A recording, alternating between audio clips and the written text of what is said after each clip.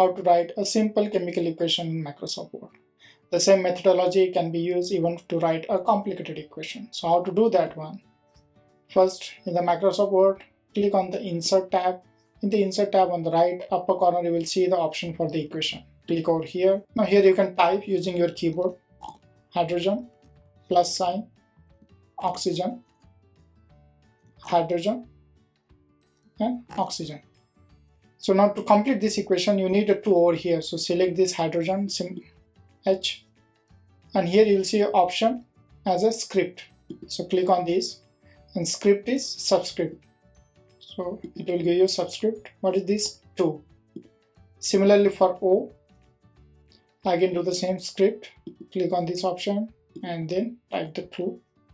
You need a half over here. How to do that one? You need to use a fraction. So click on this. You have multiple option over here. Choose any one of them. Let's select the first. And this is 1/2. So we got H2. Over here you need an arrow. So from where you can get arrow is from these symbols. So click over here and then look for the arrow sign. So this is the arrow.